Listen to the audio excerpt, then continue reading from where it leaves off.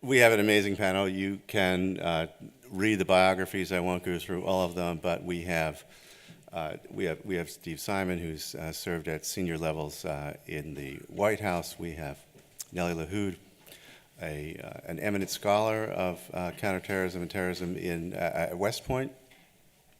We have Matt Olson, who was the best director of the National Counterterrorism Center in history, according to Jim Comey, and also general counsel at the NSA and other posts. Phil Mudd, who's run counterterrorism for both FBI and CIA at their joint center, and has now ascended to the position of president of Mudd Management, which is, so congratulations on that promotion. I guess I wanted to start off by asking for brief thoughts from each of you on what do we care about foreign fighters? What's the difference? What's the meaningful difference to us, whether it's a Syrian fighting in Syria or a French person, an American, or an Iraqi? Why don't we start down with you, Steve? Foreign fighters. I guess when I think about foreign fighters, I think about one of the things that has changed in the world of terrorism, or at least counterterrorism, many aspects of which the director addressed himself to a bit earlier. Since 2002, I guess, we've spent between $6 and $7.5 billion a year on Homeland Security, not counting the Bureau budget or the intelligence community budget, which is not an unimportant, piece of this puzzle. And we're also much more alive to the susceptibility of certain people to radicalization, here at home, as the Europeans, of course, are acutely aware in their own societies. So when I think of foreign fighters, I think, well, to the extent that we're worried about the backflow, the reverse flow of fighters from our societies who go to Syria or Iraq or other places to wage jihad, we're in a much better position, I think, than we ever were to, manage the threat that they pose. So I think all in all, this is quite a good thing. The fact of foreign fighters, itself is one of the things that isn't a lot different in the world of terrorism and counterterrorism. And I was struck in the director's remarks, which were about how things have changed. I was struck, I guess, by how little some things had changed. And his remarks made me think more in terms of continuity than discontinuity. And the foreign fighter problem is one dimension of that broad continuity that I discerned in the director's description of current circumstances. Thanks. Just go right down the line here. Nellie? Firstly, I'd like to note that all the opinions that I'll give today do not represent West Point or the Army or the Department of Defense. They're based on my own opinion. I guess speaking on foreign fighters, I can think about it from two perspectives. This is not new, but what is interesting with the current wave of foreign fighters, from my perspective, as I compare it to the old ones, is that whereas those who traveled to Afghanistan in the past and more recently, before the emergence of ISIL, I think those people, they were idealists and they resorted to violence, seeing it as something that is necessary but regretful. Whereas the current wave of foreign fighters, those that we are witnessing joining ISIL, are actually ones who want to be explicitly violent. They want to engage in violence and they don't consider it to be regretful. And by that, to link it, to the broader perspective, I think whereas the older jihadis, those who were inspired by the Al-Qaeda in the past, they were inspired to be a global force that was anti-establishment, anti-injustice, the way they interpreted global injustice around the world. Whereas those who are inspired by ISIL at the moment, they want to be the establishment. And these are two critical worldviews in terms of those who want to be the anti-establishment to redress the wrong that they perceive it to be, and those who want to be part of an establishment, and they've got no qualms about resorting to violence and to the brutalities that any establishment, for that matter, can resort to. But who cares which passport they hold? Pardon? Why do you care which passport they hold? I think some countries care. It depends on the kind of countries that we are talking about. Not all countries are going to be caring the same way, but I think, you know, the question that seems to be going around is that not so much if they're going to go and fight, because most countries seem to be hoping that they're not going to come back. The question is when they come back. Are they going to be martyrs? And I think most countries, most security apparatuses are very hopeful that they do become martyrs, but wherever they're fighting, but they're concerned about them coming back. So speaking on behalf of the Obama and the Bush administrations, or not either, really, now that I've recently left the National Counterterrorism Center. I'll pick up on Nellie's sort of historical look, and actually my goal here will be to say everything that's possible left to be said so that Mud has nothing left to say about this topic by the time it gets to him, which actually won't happen, I know. But so there's three issues I would add. One is just the scale, why we care about foreign fighters. One is the scale, the numbers we haven't seen before. I mean, we're talking about 15,000 plus foreign fighters going to Syria. That number's gotten bigger in the last month, certainly. Of those 15,000 plus, 2,000 are from Western countries, so they hold Western passports and can travel quite easily through the West, particularly Europe, and potentially to the United States. The other and related point is just the ease of travel. So we're not talking about Afghanistan, we're not talking about Yemen, we're not talking about Somalia, we're talking about a place that's very, very easy to get to in Syria. And, you know, it's a 2-day drive from London through Turkey into Syria. So it's just so easy to get in and out of that poses real challenges to intelligence services, law enforcement services throughout the West. And then I think another point that is worth making about the foreign fighter problem, look, we're very concerned about the potential of a foreign fighter getting trained, radicalized, and returning back to the United States or carrying out an attack in Europe like we saw last May at the museum in Brussels. But another dimension of this that might be even more problematic long term is the regional instability that this poses. So you have 2,000 Tunisians I've read recently that have traveled to Syria.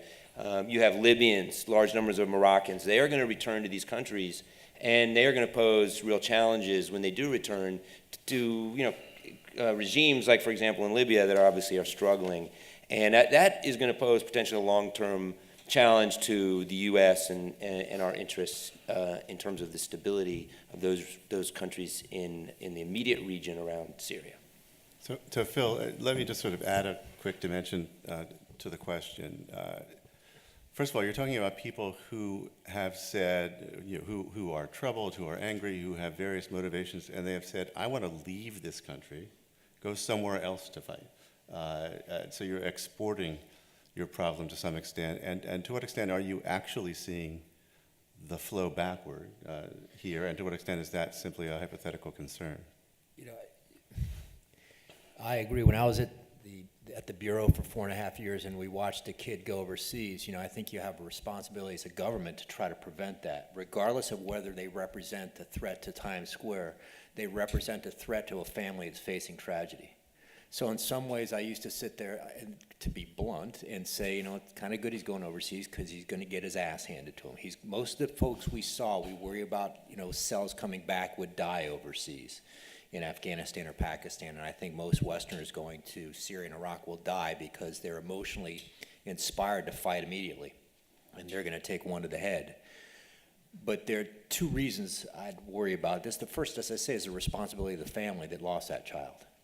That is a child. Most of the people, you can call them terrorists, an 18-year-old's a child in my book. So we have to figure out, as we did when we made the mistake of not understanding the flow of Somalis from Minneapolis in 2007, those families, we owe it to them to try to prevent their kids from trying to do something stupid. The second is, if you look at history, places that have either Al-Qaeda or Al-Qaedism in the past 10, 12 years, Afghanistan, Pakistan, Somalia, Yemen, Indonesia, Saudi Arabia. These are places that I think were at the forefront of our focus. In each of these, the Al-Qaedist element had a foreign focus eventually. And if you let that foreign focus fester, coupled with people who have good passports, you cannot sit in the chair and say 99. I know this is sort of goes without saying. You can't sit in the chair and say, oh, it's great that 99 out of 100 went over and blew themselves up. The one who shows up back here, you get to do the Senate testimony on. Final thing I'd say, Bart, to be clear, and a bit of philosophy, you know, the revolution in national security, one of the revolutions in the past decade, is something we've talked about often, and that is preemption. We can debate whether the government should collect your data, but the next day you're going to be debating if we miss one kid, why we missed them. One kid, we get to testify. And when you're sitting in the chair, I tell you, that is a motivator. If the expectation is perfection, which is what I got when I testified in front of the Congress, don't make a mistake or else we'll hand your ass to you. Thank you, I'm done. Oh, you're not done. So let's take that last point, which is very interesting. We have this zero tolerance culture in American politics.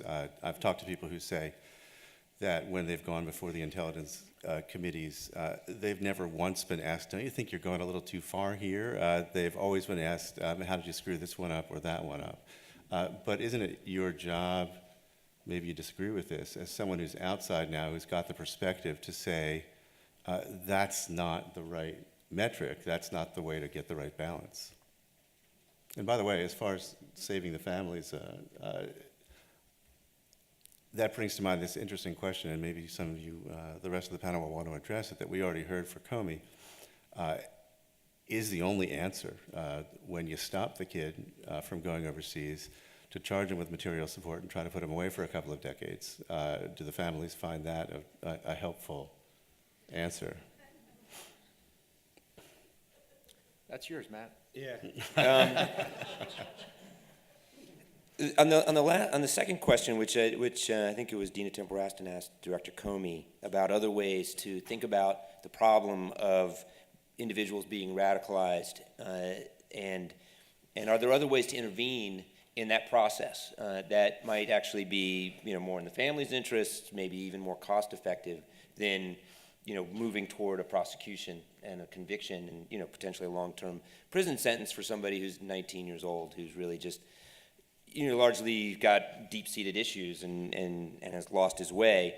I mean, there's a lot of risk there for the government, and particularly for the FBI, in trying to do that, because, that person, if they misread that person and the person commits a terrorist attack, they're going to have to answer for that. But I do think that there are opportunities in terms of other ways to reach out to communities, working with community leaders, religious leaders, to build trust, and the FBI is part of that effort, along with other organizations like Department of Homeland Security, local police departments, to build the kind of trust that would allow a local law enforcement, a local school teacher, a local religious leader to identify somebody who is going down that path and to intervene in their life in a way to get them off that path that is short of prosecution. And I think, we are looking at ways to do that. We were looking at, when I was in NCTC, we were supporting some of that thinking. But but there's risk involved, as Director Comey referred to.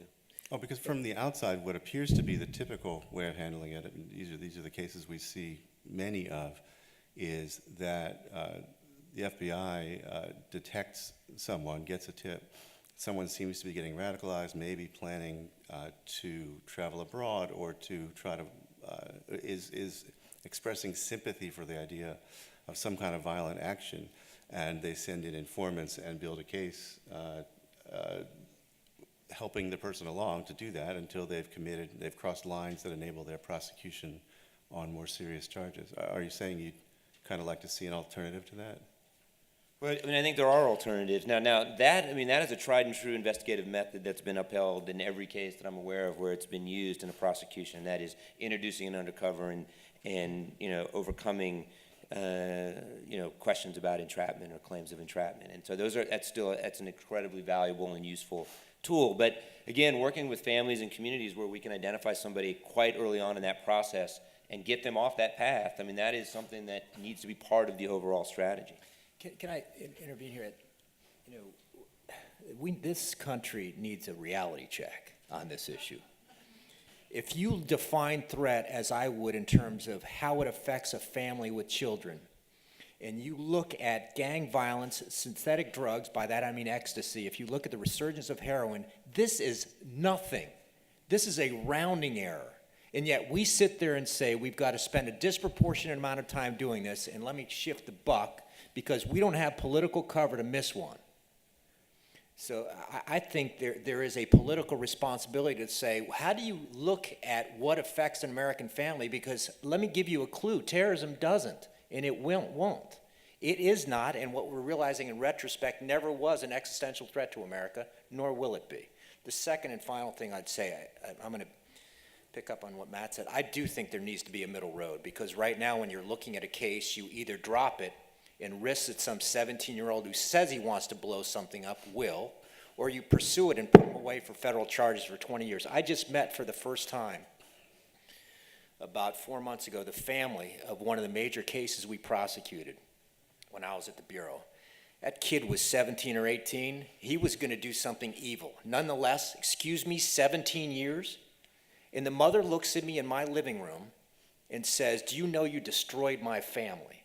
And my answer was, I do not agree that an 18-year-old child should go away for 17 years, and I know people on TV hate it because I get hate mail, but there's got to be a middle way between saying we're going to drop the case and saying we're going to put this kid away till he rots. Wow. We're going to get to questions soon. I want to head back to this side of the panel and ask a question from the point of view of the far end of our strategic interests in the regions where this fighting is taking place. And I don't know whether I misunderstood Director Comey. It was just sort of a half a line he had. But he, if I'm not mistaken, he said that ISIL is, he referred to them as Al-Qaeda's progeny. Do you see them that way? And what do you see the U.S. strategic interest as in Syria right now? I think there is no doubt that the group itself is part of Al-Qaeda. However, if we look at the kind of accidental events that happen to make it where it is at the moment, the story between ISIL and Al-Qaeda is a complicated one. We know, for example, from the writings of Saif al-Adl, who is a key Al-Qaeda strategist whose whereabouts are unknown but believed to be detained in Iran, when he wrote about al-Zarqawi, the founder of the Iraq-based group, which became part of Al-Qaeda. He wrote as part of his writings, he said that when bin Laden and Ayman al-Zawahiri met with al-Zarqawi back in 1999, they thought that he was rather rigid when it came to religious views and didn't want to have anything to do with him. And but Saif al-Adl convinced them to allow him to set up a camp in Herat in Afghanistan for some training, because Saif al-Adl believed that Zarqawi had some connections in the Levant that Al-Qaeda didn't have.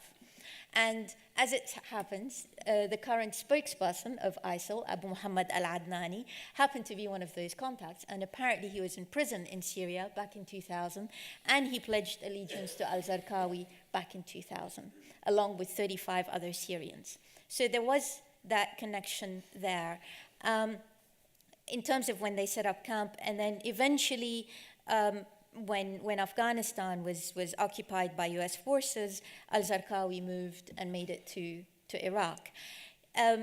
Whereas in 1999, Al-Qaeda didn't want to have anything to do with him and just collaborate from a distance and didn't want to have, and it was made clear, we don't want your pledge of allegiance, realizing that he is a zealot. In 2004, Al-Qaeda was at a much weaker place. In 2003, Al-Qaeda suffered major blows in Afghanistan and Pakistan. And in 2004, al-Zarqawi being in Iraq, and was being active, bin Laden accepted his pledge of allegiance, and bin Laden lived to regret it.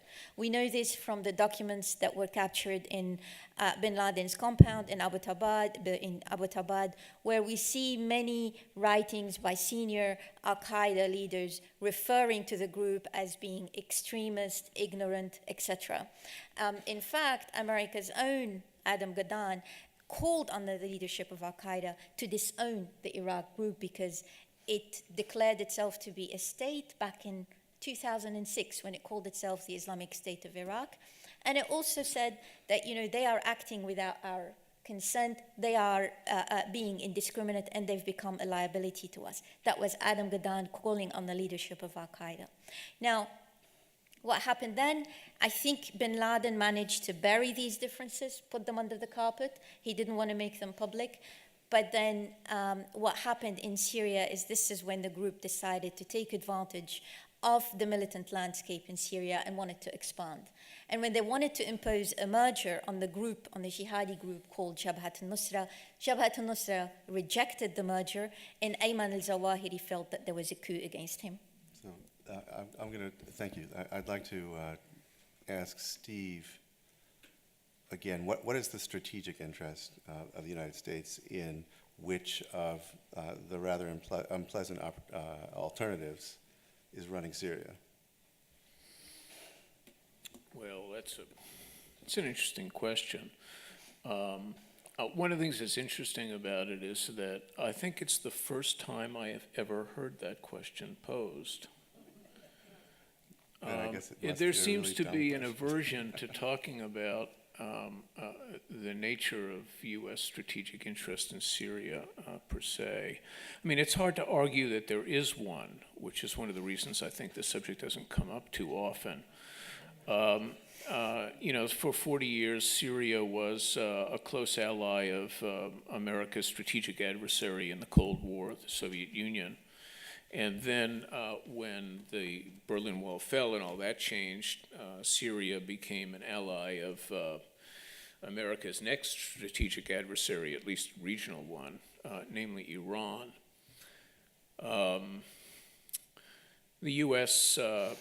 Has no affinity groups. I mean, to talk like a political scientist, the U.S. has no affinity groups in Syria. The U.S. has not endeared itself to the Syrian people over the years, owing to America's strong support for Israel, which is, an adversary of Syria's, and conquered Syrian territory in the 1967 war. The United States has no solemn commitments to Syria. It's got no shared history. It's got no common causes. It's got very little contact with Syria for obvious reasons, over these past decades, given the respective alliances that our two countries belong to. What else? Syria has nothing to offer the United States militarily. U.S. basing and access arrangements for power projection are ample throughout the region, throughout the Mediterranean Rim.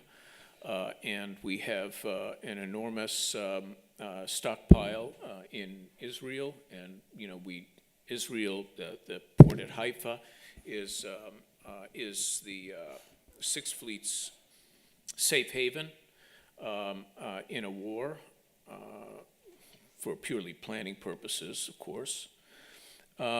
Syria has no economic value to the United States, doesn't have any oil that we need, doesn't have any resources that we would want to, exploit one way or another. There's really nothing there. Now, having said that, the U.S. has derivative interests owing to the Civil War. One of them, I think, is a humanitarian interest. And the United States is, responding in a sensible way to that. Over the past 3 years, we've spent about $3 billion. The only close runner-up to spending on humanitarian purposes related to Syria is the entire EU. And there is no close third. So I think we have an interest in that, and we're responding, I think, accordingly. We have an interest in the stability of allies that are on the border of Syria, particularly Jordan, which is vulnerable. They're dealing with, a substantial refugee flow that's straining not only the economy but the social fabric of that country.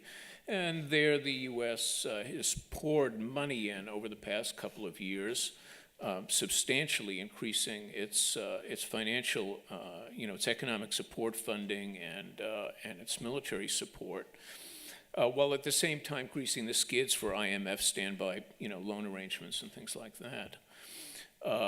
And we've also deployed large numbers of troops, 6,000 troops last December, on a major exercise to sort of, buck up the Jordanians. We're concerned about Iraq, and we're doing, I guess, what we can. We'll be talking a lot about that. I don't need to rehearse that. Everybody knows what the strategy is, I think, for Iraq, a strategy that was already in play when the president said that we didn't have a strategy yet, which is sort of a peculiar thing. But anyway, that was already underway. The Turks presumably can take care of themselves. They're big boys. I think the same is true of Israel.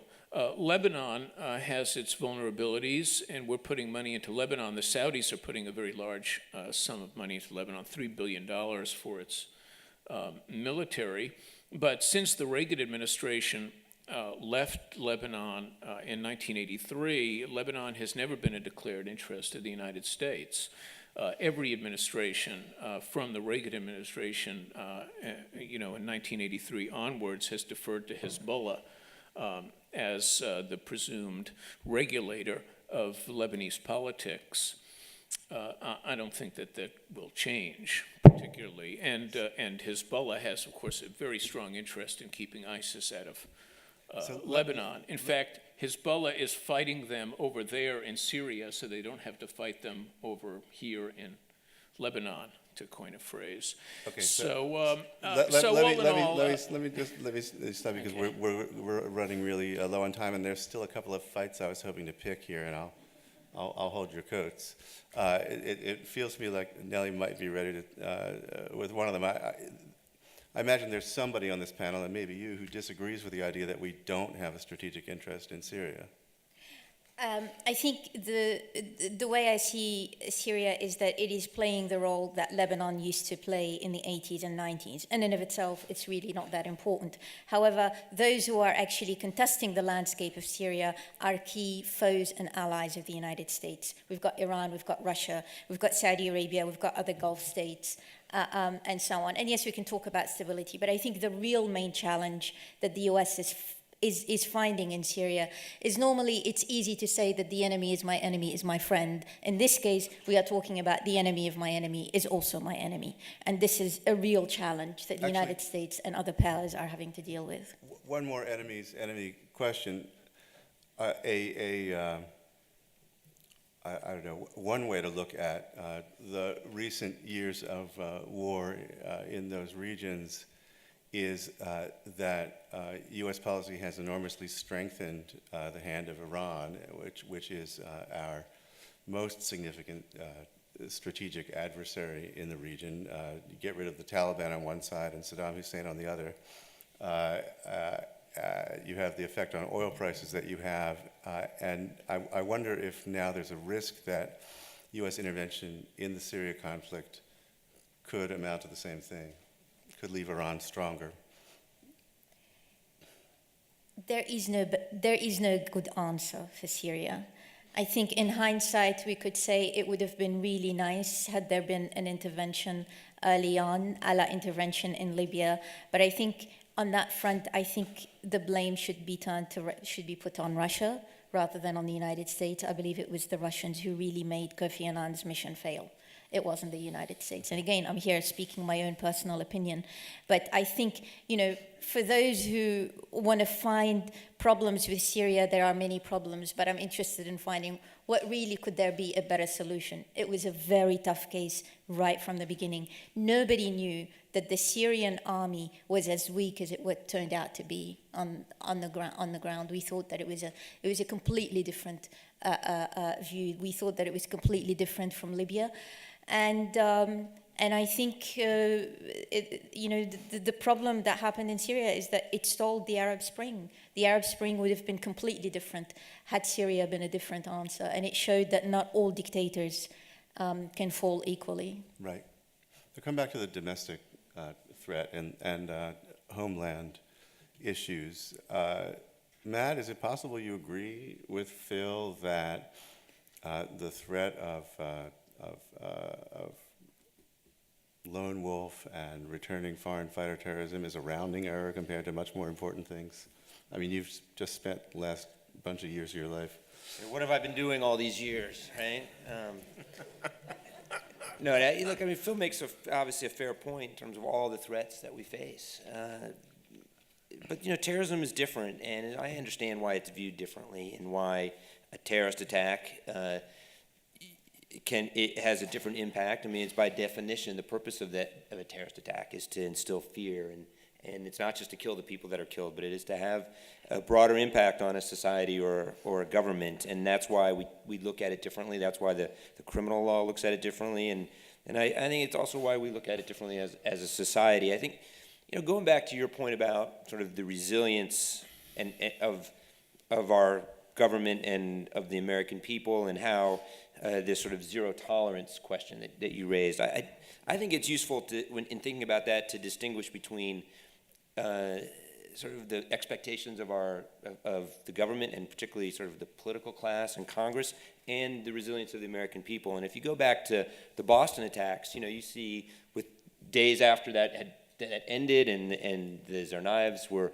either killed or locked up, the Boston went back to being Boston, and there was no long-term impact there, and there was no you don't see the sort of recriminations and the second guessing that you do see, I think, within within the government, and particularly within Congress, and that where there is this idea that we have zero tolerance and we can't have that ever happen again, and we need to do everything we can, kind of take the gloves off to stop that. And so I think it's useful to distinguish between those two reactions, because I think at the level of the American people, they understand there's no such thing as a guarantee, that if we were to live in a society where we did do things where we approached a guarantee, no one would want to be in that country. And I've been gratified in the kind of conversations I've had that that's understood, again, broadly speaking. So what would the congressional hearing look like in which you're called to testify, and how did you screw up that one? How could you possibly have missed Tsarnaev? And you give the answer you really want to give. I was in the hearing, but I didn't give the answer that I think, in some ways I wanted to give, because the questions were, so you have, so you knew about Tsarnaev. We had a tip from the Russian FSB, right, about the older brother, Tamerlan, and so why didn't we get a search? Why didn't we go in and grab his computer, search his house? Why didn't we do more? And the answer was, the FBI did everything that they were lawfully entitled to do, and they did everything. Really, I look back, and they did everything they should have been doing. But that's a hard conversation, and that's a hard way to answer that question, because the expectation was, well, we should have done more. And some of the irony is that a lot of that conversation was occurring, as you know, Bart, at the same time that we're having another conversation about surveillance and the government. The idea that the government had gone too far, and it's as if those two conversations weren't overlapping at all. Phil, is there a kind of is there a plausible way to have an answer sometimes be stuff happens, and if you want stuff never to happen, first of all, you're not going to get there, and second of all, you're going to cross boundaries in terms of personal liberty, in terms of the way the law is interpreted now that you don't want to cross? I like Matt, used to do a lot of hearings, and I think instead of answering some of these questions from an ideological perspective, which immediately will fail in Congress, I would tip, and I'm not being facetious, that's not a conversation. As the practitioner, I'm there to provide expertise, and the Congress is there to figure out what to do with it. And because they reflect the will of the people. In essence, I don't until that will is echoed from the Congress. So I would start with some sort of a practitioner's factual beginning that says, here's the characteristics of any investigation that we can conduct against people like the Tsarnaevs. And by the way, I don't think that was much of a mistake. I think Fort Hood, we made mistakes. Tsarnaev brothers, if you want to stop that. So the characteristics would be, we can do human informants, we can do Facebook scraping, social media work. You can do what we call wires, and those wires could be anything from email or phone coverage to getting into somebody's car, their home. We can do cameras, poll cameras, for example, out somebody's house. So if those are the varieties of things you can employ in a case like this, if your predication is somebody might have been involved in with bad things, and your source of information is these unreconstructed fascists we call the KGB, I would say, with that overlay, you're going to give me maybe hundreds, if not thousands of cases. And the resource burn to look at those cases, we always look at one in the media, and I do a lot of media now in the American public, without saying, if you went the reverse, if you started with the ocean of people who looked like the Tsarnaev brothers and applied these surveillance techniques, what would it look at? First, I'd say, well, you're going to get 1,000 false negatives. And second, I'd say nobody wants to pay for that. You'd be surprised how expensive surveillance is. Because not only do you have to put the wire in, somebody's got to read it. Somebody's got to translate it. Somebody's got to cross-check whenever you email somebody else to see if they're in the files already. Somebody's got to pick up every email address from the past 2 years, 5 years, and figure out if it's touched somebody. Somebody's got to follow that person when they go to the airport. So I would typically start this conversation by saying, the characteristics we saw in this case do not merit the application of the kinds of techniques that we would use, both because the predication is pretty weak, but also because the number of other people we'd have to go up on who look like the Tsarnaev brothers but never did anything is measured in the thousands. I'm going to bring this to the floor. Please wait for a mic. Keep it very brief. Who has the mics? All right, sir, over there. There was a discussion earlier about a middle ground, and my question is, why has the government never used 2339B little c, which is a civil injunctive provision, as opposed to the criminal provisions? It would enable, as a criminal defense attorney, I recognize that it would probably put more people under government supervision. But at the same time, if we're looking for a middle ground that will reduce the number of people who are subject to criminal penalties, some of which are extraordinarily onerous in terms of sentencing. And if we're looking to build a bridge to communities, why not implement something that has been a statute for 15 years? Sounds like a question for Matt. You know what 239B little c is? I may be exactly feeding into the premise of your question, because I'm not really familiar with the and have not heard about it being used. So, yeah, don't know too much about it, Josh. Sorry about that. Ma'am? Is there a mic? Up here in the front? Here we go. A couple of words, thank you. A couple of words just bumped into my head as we had the wonderful Use the speaker mic, please. earlier today. Just like morals, ethics, cooperation. Now we have two people, we're dealing with the citizenry that we want to help the agencies, but the history of the agencies also has to be looked at. I think also we have to remember that we had McCarthy period, we've had Hoover looking into MLK. I mean, we have to deal with our history before. Okay, so let me. But before we give ourselves over to becoming snitches or what the government in Russia wants their people to cooperate with under communism, I think that we have to talk about who are these people. Okay, so in the interest of brevity, I'm going to try to translate this question, program. and I'll ask it on this side of the panel. Have law enforcement and intelligence agencies earned the trust they're asking for, and do you see more they need to do on that, or is there? Can you understand why a concerned citizen would say, "I don't know if you're the ones I want to talk to"?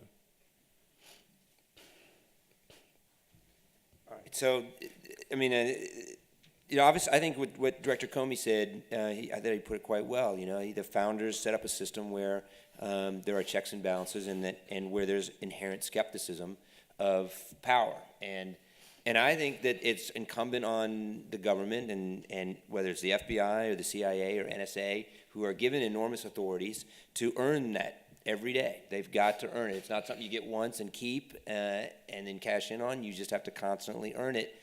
And the way you do that is through, there's a number of ways, but one is through working within the system that's been set up with the Congress and the courts and the three parts of government.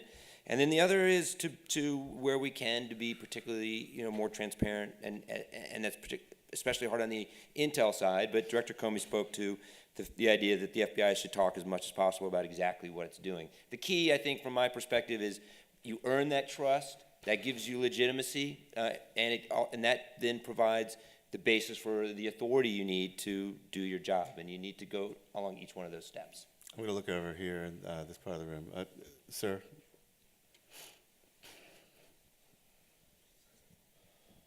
Good morning. Sometimes these media narratives about national security very often take on a life of their own. One of them, that ISIL was kicked out of Al-Qaeda because it was too brutal. Professor Lahoud, you spoke about this in some great detail. It seems like that's the equivalent of Zawahiri, saying that you're fired after Baghdadi had actually said, he quit. And so my question is, what do you view the adversarial or supportive relationship of ISIL and Al-Qaeda, particularly after the airstrikes began? Is there a best case scenario or a worst case scenario for what happens in terms of the relationship between these two groups? Who wants to take that here? Please. I'm very uncomfortable about the more brutal or more extremist description of ISIL, as if it alone is actually the extremist group out there, or that any, in fact, group, whether it's a state or otherwise, that doesn't engage in brutality and extremism. So I think this is a very simplistic description of ISIL. With respect to Al-Qaeda, it's much more than that. My view is that since they knew that the moment they declared the state in 2006, Al-Qaeda knew that they were starting to actually deviate. And they deviated earlier with respect to their attacks in Iraq and so on. But the declaration of a state was very serious back in 2006. Now, they stayed in Iraq and they didn't expand. When al-Baghdadi in April 2013 merged Jabhat al-Nusra in Syria with his group, this is where it began to expand, and I suspect that al-Zawahiri sensed that a coup was actually being plotted against him. And I think here we have completely two different visions. Al-Qaeda wants to remain that global jihadis without borders, as one operative talked about it, whereas ISIL wanted to establish something. And they wanted to establish it back in 2006. They failed, but they created ministries and so on and so forth. And they really wanted to see themselves as a territorial entity, which is something that Al-Qaeda knew it could not do, and it will fail if it did. So these were completely two different But being visions. a territorial entity carries the implication, as they see it, that they have to do, or what they are doing is terrorizing and doing horribly brutal things to large segments of the population in the area that they occupy. And it's been a long time since Hama, when it comes to Assad's behavior like this. I mean, isn't it different in kind when they try to control territory the way they try to control it? Absolutely, that's exactly what I'm saying, that Al-Qaeda didn't want to engage in the control of territory, whereas ISIL wants to control territory, and this comes at the expense of being a force that you could actually launch in different parts of the world where Al-Qaeda wanted to be. So once you want to control territory, you've got issues of governance that you need to deal with, and that really has to weaken your ability to use violence. Once you want to control territory, you need to monopolize the use of violence. And here, ISIL has got a catch-22. It wants people to take up violence on an individual level, but at the same time, it really needs to monopolize violence if it really were to become a state. It needs to centralize violence. And this is a very big challenge for ISIL. We've seen it now in its heydays because there are circumstances and accidents that are making it the group that it is, but without these accidents, without these events that have taken place both in Syria and Iraq, ISIL wouldn't be as impressive as it is today. I'm going to try to head way over on the other side here. Ma'am?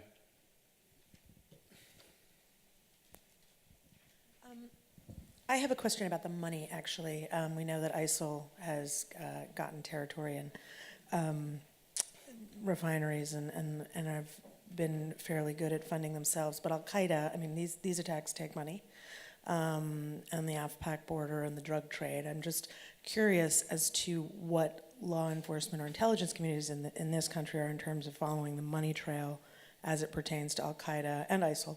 And what kind of investigative work is being done on that front? I'm guessing you Yeah, guys could address that? Just a couple of comments. You've got everything from mapping flows from known terrorists, and I'm talking about financial flows, things like financial transfers. I think we got quite good at that. I think the cooperation on the legal side, that is setting up standards in places like the Gulf for maximum cash transfers outside the country by people traveling on an airplane, for example, been pretty effective. Focus on some of the donors. When you see the Al-Qaeda organization, as I did, start complaining about paying the bills, by the way, the bills were not for terrorism. It was for things like families and food. That was the expensive administrative tail of Al-Qaeda. Because if someone got killed in the organization, there's still a responsibility to the family. So I think the international legal framework, the focus on donors, the focus on things as mundane as cash transfers, the focus on collection of data, and a lot of that was intelligence work about international transfers so you can map a network. But let me close with one thought. I never thought, and I still do not, including related to ISIS, that money was that significant. It is significant for an insurgent organization that wants to control territory. It is not that significant for a terrorist group. Of primary significance, I'll give you 3 or 4. Leadership that is foreign focused. Most groups are locally focused. The safe haven so that you have the time and space to plot. The access to people who can get to the West. To my mind, the most successful thing we did was to degrade operational leadership at a pace with which Al-Qaeda could not replace leaders. It wasn't degrading their training. It wasn't training camps. It wasn't money. It was getting rid of people who had paid attention to the overseas target, who could mobilize the organization, and if we could take them out at a pace faster than, say, 3 to 6 months per operational commander, I thought we were doing okay. If you can't kill them, it doesn't matter if you control the money. Money not so important, Matt? Well, I mean, I agree with the way Phil described it. To an insurgency, certainly. I mean, what we see with ISIS, because of the territory they control in the sanctuary in Syria and Iraq, reports of more than $1 million a day in terms of income, largely from illicit oil sales. So that allows them to maintain control of those territories, to have some degree of control over the population.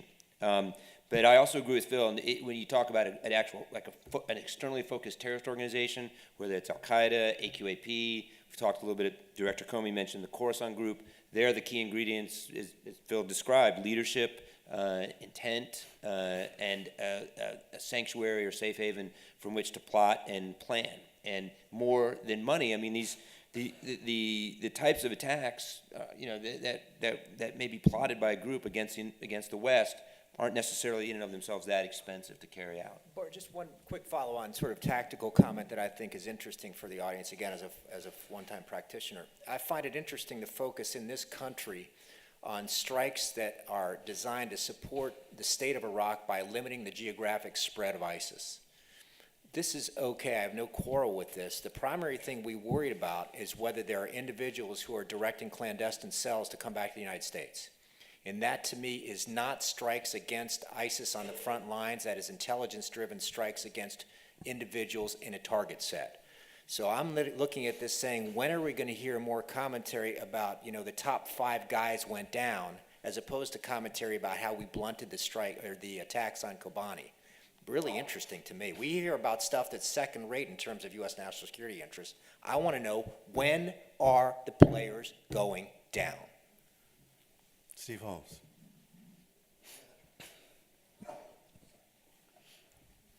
This is for Steve, really. Can you tell us something about the American alliance with the Gulf oil monarchies, how that's developing? Are there some downsides for us, or what are the difficulties in the fight with ISIS, allying ourselves with these kinds of regimes?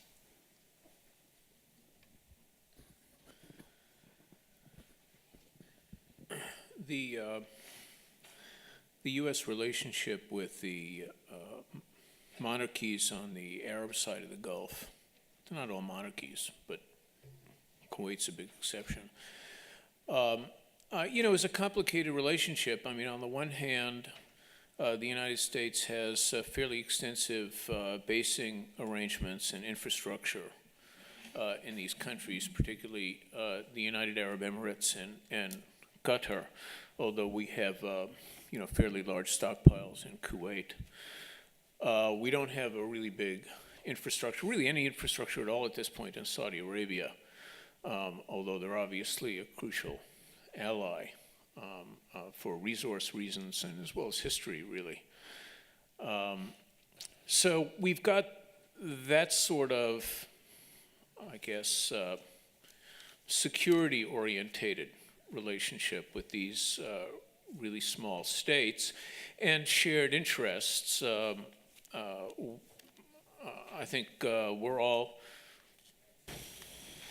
quite concerned about Iranian ambitions in the region, some of which you could see at work in Syria, for example, but in other places as well. So there are strong sort of deep ties. That's on the one side. On the other side, these small states, and Saudi Arabia, which is of course not a very small state, they're involved in a cross-cutting set of conflicts in the region which don't directly implicate U.S. interests, so they create real complications for us. On the one hand, you have a conflict over the nature of the role of Islam in public policy. And there you have very contrasting, even seriously conflicting views about the role that the Muslim Brotherhood can play in regional politics, and support for groups that I suppose we would regard as to the right of the brothers, and I mean in the sense of being more radical in their orientation. So that's a conflict that's running one way, and cutting across that conflict is a sectarian one, that is between Sunnis and Shia. And that also has the United States in a bit of a quandary. I mean, the resurgence of sectarian conflict in the region really began in '79 with the Islamic Revolution in Iran, which spurred Sunni fears and created a backlash. But what we're really dealing with now, we're looking at any rate, is the sectarian spike that emerged from the U.S. war in Iraq. And that raised the sectarian issue in a really big way and spurred, as we know, a sectarian war within Iraq that's quite serious. But the Arab Spring on top of that further complicated things, because the one thing that the Arab Spring was really about was the end of minority rule, or it threatened or presaged the end of minority rule. And that had serious implications for politics in Iraq, of course, and in Syria, where the different sects held different minority ruling positions in those societies. Well, Steve, I'm sorry, you're going to have to wrap because I promised Karen to end at 11 and I've already failed. Okay, listen, it's just another half an hour. Oh, I know. No, because I've only gotten to the fall of Baghdad, to the Mongols, and 1258. and to 1258, and I need to cover so much more. No, but anyway, I was actually coming to the shattering conclusion that it's not really clear that the U.S. has an interest in the triumph of one sect or another in regional politics, yet our allies expect us to take a side. And that has complicated relations, Steve, with with these countries quite seriously. I'm so sorry I left so many questions unasked and unanswered. Please join me in thanking the panel.